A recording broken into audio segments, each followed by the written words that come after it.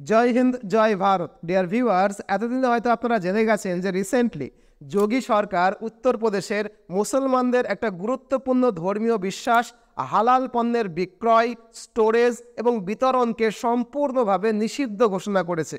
এবং এরপরেই গোটা ইউপি জুড়ে সমস্ত জেনারেল স্টোরে, সুপার মার্কেটে সর্বত্র ইউপি গভর্নমেন্টের ফুড ডিপার্টমেন্ট রীতিমতো রেড করতে শুরু করেছে। আর এই রেড শুরু হতেই কিন্তু দেশ জুড়ে শুরু হয়ে গেছে বিতর্ক। যেহেতু যোগী আদিত্যনাথ বিজেপির হিন্দুত্বের পোস্টার বয়, তাই কেউ কেউ এটিকে যোগীজির মুসলিম বিরোধী পদক্ষেপ বলছেন। যদিও অন্যদিকে যোগী সরকারের দেওয়া আনুষ্ঠানিক বিবৃতিটাই হলো যে হালালের নিষেধাজ্ঞা আসলে ধর্মীয় শোষণ থেকে মুসলমানদেরকে রক্ষা করবার জন্যই। আই রিপিট, হালাল বন্ধ করার উদ্দেশ্য হলো অর্থনৈতিকভাবে প্রতারণার হাত থেকে ইউপির মুসলিম সমাজকে রক্ষা করা। অর্থাৎ হালাল ট্যাগের জন্য প্রতিটি প্রোডাক্টের ওপরে যে এক্সট্রা দামটা নেওয়া হয় সেটাকে কমিয়ে বন্ধ করে জিনিসপত্রের দাম কমানোটাই নাকি ইউপি গভর্নমেন্টের উদ্দেশ্য। তাহলে এখানে সত্যিটা কি? ইউপিতে হালাল সার্টিফাইড প্রোডাক্টের উপরে নিষেধাজ্ঞাটা কি আসলেই বিজেপির মুসলিম বিরোধী নির্বাচন জয়ের কৌশল, নাকি আসলে এর মধ্যেও কোথাও লুকিয়ে আছে আমাদের মুসলিম ভাইদেরকে আর্থিক প্রতারণা থেকে রক্ষা করবার সত্যি সত্যি একটা বিবেচক পদক্ষেপ? ডিয়ার ভিউয়ার্স, এই প্রশ্নের উত্তর খুঁজতে হলে আমাদের বিস্তারিতভাবে বিশ্লেষণ করতে হবে, জানতে হবে যে হালাল কি, হালাল শিল্প কিভাবে কাজ করে, এর জটিলতাগুলো আমাদেরকে বুঝতে হবে এবং সঙ্গে সঙ্গে নিরপেক্ষ মাইন্ডসেট নিয়ে বিশ্লেষণ করে দেখতে হবে যে যোগী সরকার ঠিক কি কি বাধ্যবাধকতার জন্য এই রকম একটা পদক্ষেপ নিতে বাধ্য হলে। আর এগুলো যদি আমরা ঠিকঠাক করে বুঝতে পারি তাহলে আমরা বুঝতে পারবো যে এই সিদ্ধান্তটা আসলে ঠিক হলো নাকি ভুল হলো। যেহেতু এই বিষয়টা নিয়ে রীতিমতো আমাদের সংবাদ মাধ্যম জল ঘোলা করে যাচ্ছে বা ঘোলা জলে মাছ ধরতে শুরু করেছে, মানে বিভ্রান্ত করতে শুরু করেছে আর কি। তাই আমার মতো একজন শিক্ষককে দায়িত্ব নিতে হচ্ছে দুধ কা দুধ পানি কা পানি করে দিতে। তাই ভিডিওটা যেহেতু বিশ্লেষণী, তাই একটু বড় হবে, আশা করব শুরু থেকে শেষ অবধি আমার সঙ্গে আপনারা দেখবেন। দেখুন, প্রথমেই চলুন আমরা জেনে নিই যে হালাল আসলে কি। হোয়াট ইজ হালাল? আসলে হালাল এবং হারাম এই দুটো শব্দ মুসলিমদের পবিত্র ধর্মগ্রন্থে উল্লেখ করা রয়েছে, যা নির্দেশ করে মুসলিমদের কি করা উচিত এবং কি করা উচিত নয়। যেখানে হালাল মানে হচ্ছে বৈধ, মানে করা উচিত, আর হারাম মানে হচ্ছে অবৈধ বা যেটা করা উচিত নয়। যদিও ইসলামে বৈধ অর্থে হালাল শব্দটা ব্যবহার করা হলেও হালালকে সুনির্দিষ্টভাবে মাংসের প্রেক্ষাপটে উল্লেখ করা হয়েছে। মুসলমানদের কি মাংস খাওয়া উচিত সেটাকে নির্দিষ্ট করা হয়েছে এই হালাল শব্দের মাধ্যমে। হালাল মাংসের ক্ষেত্রে 1, গোস্তের বা মাংসের যে কষাই তাকে অবশ্যই মুসলমান হতে হবে। 2, মৃত পশুর মাংস কোনো অবস্থাতেই হালাল হবে না। আর 3, কোনো পশুর মাংস তখনই ভোজ্য হবে যখন এর রক্ত সম্পূর্ণভাবে নিষ্কাশিত হবে। আর এজন্যই আপনারা দেখে থাকবেন যে কষায়ের দোকানে কোনো একটা প্রাণীর নলিটাকে আড়াই প্যাঁচ দিয়ে কেটে উল্টে ঝুরিয়ে রাখা হয় এবং এটা ছটফট করতে করতে এর শরীর থেকে সমস্ত রক্ত বের হয়ে যায়। আর 4, একটা প্রাণীকে হত্যা করার আগে সবচেয়ে ইম্পর্টেন্ট একটা ইসলামী দোয়া পড়তে হবে। আশা করি হালাল মাংসের ব্যাপারটা কি সেটা নিশ্চয়ই বোধগম্য হলো। যেহেতু হালাল শব্দটা মুসলিম ধর্মের একটা অঙ্গাঙ্গী অঙ্গ, তাই হালাল শব্দটার সঙ্গে মুসলিমরা আবেগগতভাবে সংযুক্ত হয়ে আছে। এখানে বলে রাখা দরকার, পৃথিবী জুড়ে মাংস খাওয়ার ক্ষেত্রে মুসলমানরা এই হালাল ব্যাপারটা কঠোরভাবে মেনে চলে, সেটা ভারতেও হয়। আর এ ব্যাপারে উত্তরপ্রদেশ কেন, ভারতের কোনো রাজ্যেই কিন্তু কোনো রকমের বাধা নিষেধ নেই। শুধু তাই নয়, হালাল মাংস রপ্তানির ক্ষেত্রে ভারত পৃথিবীতে 2য় স্থান অধিকার করে আছে। আর এটা আমাদের দেশের অর্থনীতিকে ভীষণ রকমভাবেও কিন্তু কন্ট্রিবিউট করছে। আর আমাদের এই উত্তরপ্রদেশ কিন্তু এই ব্যাপারে একেবারে অগ্রগণ্য বা প্রথম দিকে রয়েছে। অতএব এই ব্যাপারটা পরিষ্কার করে নেওয়া দরকার যে হালাল মাংসের ব্যাপারে ভারতের কোনো রাজ্যেরই বা কোথাও কিন্তু কোনো সমস্যা নেই। সমস্যাটা হচ্ছে যখন কেউ টুথব্রাশের ওপরে হালাল ট্যাগ লাগাচ্ছে। সমস্যা হচ্ছে যখন চাল বা ভোজ্য তেলে, এমনকি প্যাকেট করা শাকসবজিতে পর্যন্ত হালাল ট্যাগ ব্যবহার করা হচ্ছে। অতএব এখান থেকে ব্যাপারটা পরিষ্কার করে নেওয়া দরকার যে হালাল মাংসের ব্যাপারে কি উত্তরপ্রদেশ বলুন কি অন্য রাজ্য বলুন, ভারতবর্ষের কোনো রাজ্যেই কিন্তু কোনো সমস্যা নেই। সমস্যাটা হচ্ছে যখন কেউ টুথব্রাশের ওপরে হালাল ট্যাগ লাগাচ্ছে। সমস্যা হচ্ছে যখন চাল, ভোজ্য তেলে, এমনকি প্যাকেট করা শাকসবজিতে পর্যন্ত হালাল ট্যাগের ব্যবহার করা হচ্ছে। ইসলামিক স্কলারদের মতে এই সমস্ত ক্ষেত্রে কিন্তু হালাল ট্যাগের কোনো রকমের প্রয়োজন নেই। আই রিপিট, এই সমস্ত ক্ষেত্রে কিন্তু হালাল ট্যাগের কোনো রকমের প্রয়োজনীয়তা নেই।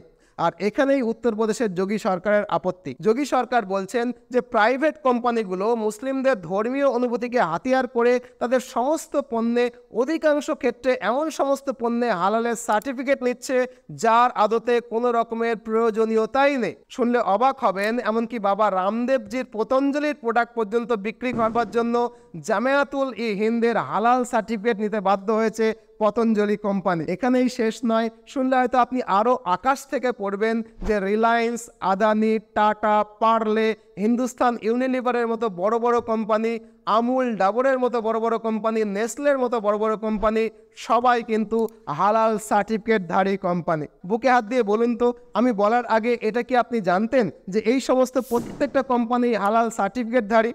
আপনি প্রাইভেট কোম্পানির কথা ছেড়েই দিন, আপনি কি জানেন যে ভারত সরকার নিজেই হালাল পণ্য পরিবেশন করছে?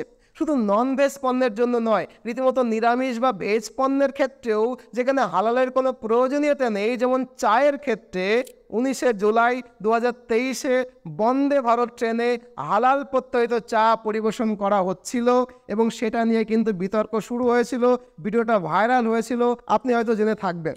এখন ভাবার বিষয় হলো, চায়ের মতো ভেজ আইটেমে সরকারের হালাল সার্টিফিকেট দেওয়ার দরকার হচ্ছে কেন? এখানে আমরা চা সম্পর্কে শুধু বলছি না, কফি, পনির, বাদাম, সয়াবিনের মতো ভেজ পণ্যগুলোতে পর্যন্ত সর্বত্র কিন্তু হালাল প্রত্যয়িত লোগো প্রয়োগ করা হচ্ছে। এখন ধরে নেওয়া যেতে পারে যে এগুলো হচ্ছে খাদ্য সামগ্রী, তাই হালাল ট্যাগ লাগানো হচ্ছে।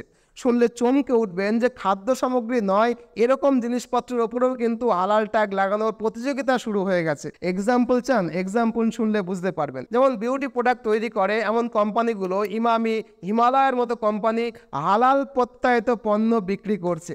এমনকি টুথব্রাশে পর্যন্ত হালাল ট্যাগ ব্যবহার করতে শুরু করে দিয়েছে বর্তমানের কোম্পানিগুলো। কেন করা হচ্ছে?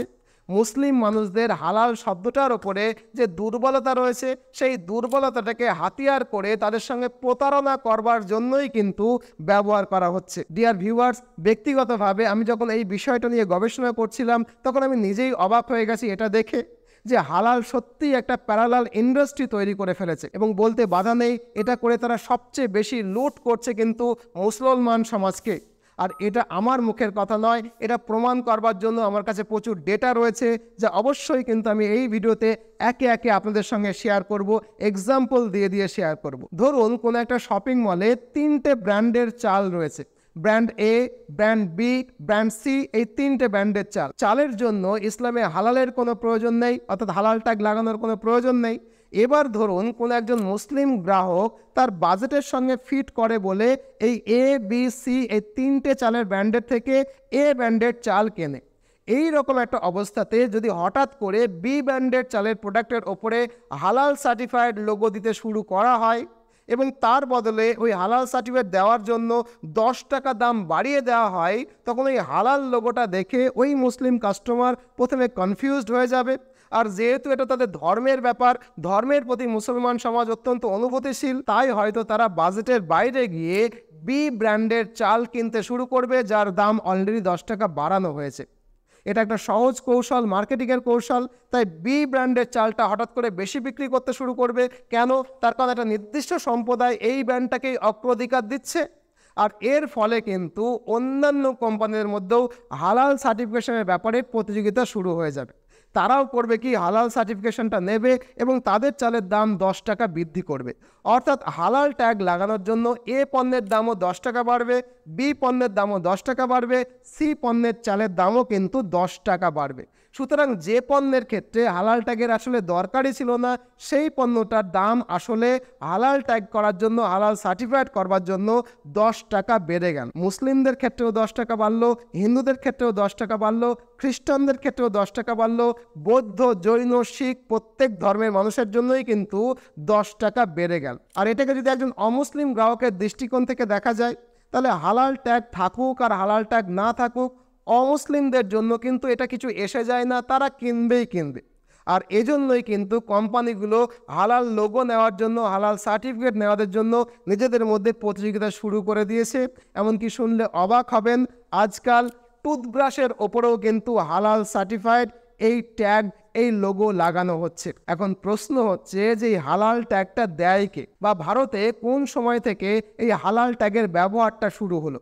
সুপ্রিম কোর্টে দায়ের করা একটা পিটিশন অনুযায়ী হালাল সার্টিফিকেশনটা 1974 সাল থেকে শুরু হয়। এর মানে কি যে 1974 সালের আগে মুসলিমরা হালাল পণ্য ব্যবহার করতো না? একরকমভাবে করতো না। সেই সময় পর্যন্ত কেবলমাত্র মাংসের ক্ষেত্রেই কিন্তু মুসলমান সম্প্রদায় এইটা ব্যবহার করত, আর প্যাকেটজাত দ্রব্যের ব্যবহারও কিন্তু ওই সময় পর্যন্ত ভারতবর্ষে ততটা প্রচলিত ছিল না।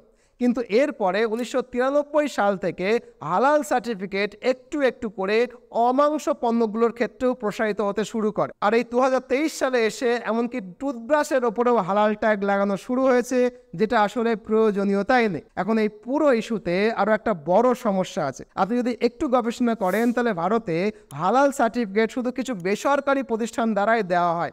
এতে সরকারের কোনো রকমের নিয়ন্ত্রণ নেই। আই রিপিট, এতে সরকারের কোনো রকমের নিয়ন্ত্রণ নেই।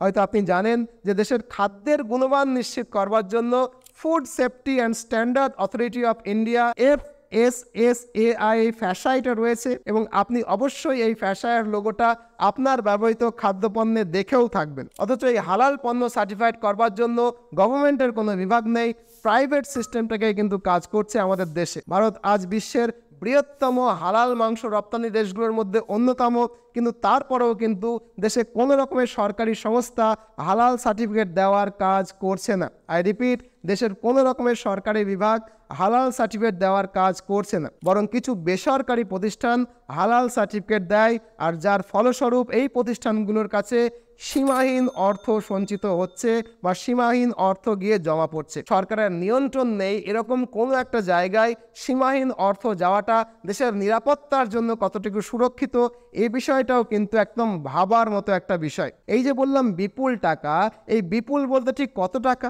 একটু গবেষণা করার পরে আমি জানতে পেরেছি যে জামিয়া উলেমাই হিন্দ হালাল ট্রাস্ট দেশের একটা বিশিষ্ট হালাল সার্টিফিকেট সংস্থা, যার ফিজ নিয়ে কোম্পানিগুলোকে হালাল সার্টিফিকেট প্রদান করে। তাদের রেট লিস্ট অনুযায়ী আপনারা দেখতে পাচ্ছেন যে নিউ রেজিস্ট্রেশন, রিনিউয়াল, অডিট এই সমস্ত কিছুর জন্যই আলাদা আলাদা চার্জ নেয়। এখন এই হিসেবটা বোঝার জন্য ধরুন একটা কোম্পানি এক্স 3 বছরের জন্য প্রথমবার তাদের কোনো একটা প্রোডাক্টের জন্য হালাল সার্টিফিকেট নেবে, সেক্ষেত্রে সেই প্রোডাক্টের জন্য হালাল সার্টিফিকেটের রেজিস্ট্রেশন করবার জন্য লাগবে 60,000 টাকা।